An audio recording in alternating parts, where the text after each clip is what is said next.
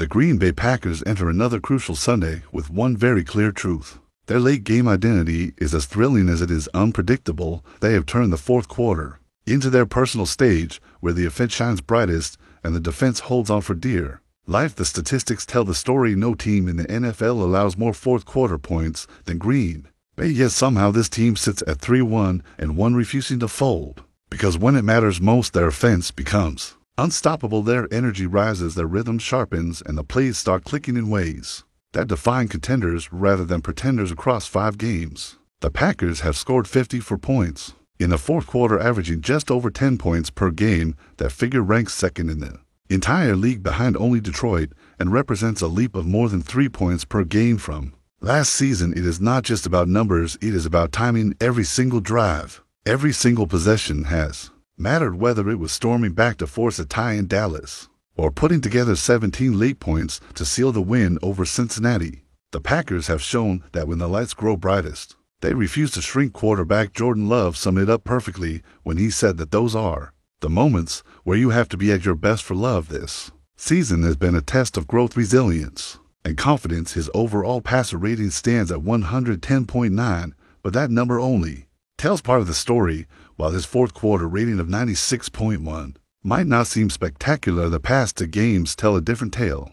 A passer rating of 114.1, when the game hung in the balance, shows a quarterback beginning to thrive in chaos. This is the version of Jordan Love that Packers fans have been waiting for, the version who can turn tense moments into controlled drives that end in points. The running game has also found its rhythm late in games. Josh Jacobs has become the closer Green Bay desperately needed, ranking 5th in the league with 141 fourth quarter and overtime rushing yards, tied for 4th in first downs, and averaging an impressive 4.55 yards per carry compared to just over 3 yards earlier in games. Those numbers illustrate a team that grows stronger as the game wears on, a group that adjusts physically and mentally as fatigue sets in. Love has contributed to that surge, to scrambling for first downs, and added 33 of his 88 rushing yards late in the past 2 contests.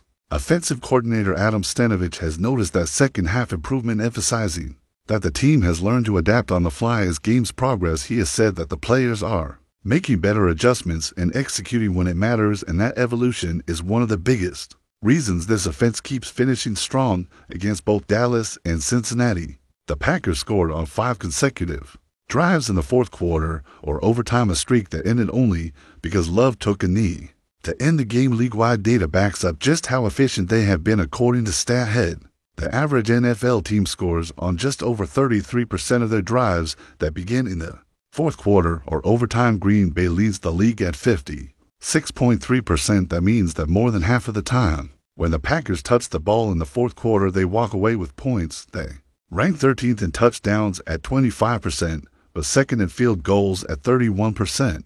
Showing a consistent ability to capitalize and close out games, even when the defense struggles to provide breathing room. Discipline has also become a quiet strength of this team. Penalties, which have haunted them in past seasons, have nearly disappeared in the clutch. Out of 18 total offensive penalties, only to have come in the fourth quarter or overtime. Both were minor 5-yard calls, 1 false start, and 1 ineligible man downfield. For head coach Matt LaFleur, that is the mark of focus and poise. He has said repeatedly that staying ahead of the sticks, avoiding costly setbacks, and keeping every down manageable are the keys to controlling tempo. His philosophy has taken root.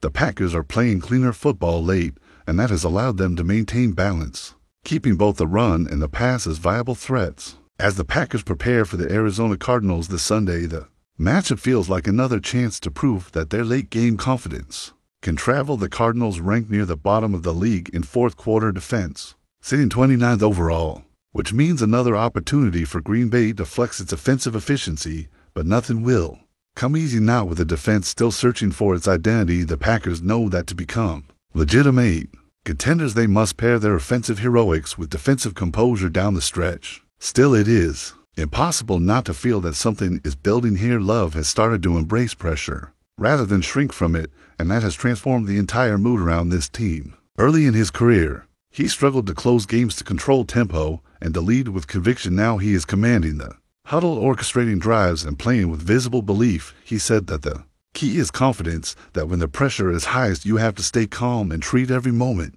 as just another drive. It is a Mindset shift 1. That great quarterbacks eventually master. Head coach Matt LaFleur echoed that sentiment during the week, reminding his players that in those moments, you need your best players to be at their best. The Packers have answered that call in recent weeks, but to make noise in the months ahead, they will need to turn those late surges into complete performances. For now, though, there is real reason for optimism. This is a team that keeps finding answers, that keeps fighting back, that keeps producing when the game hangs in the balance. So as Sunday approaches and the Packers head into the desert, this story continues to evolve. Every drive, every snap, every adjustment tells us a little more about who they are becoming. This offense has learned how to close games with precision and confidence. Now it is up to the defense to find that same edge, because if they do, Green Bay could become far more than a scrappy team surviving in chaos.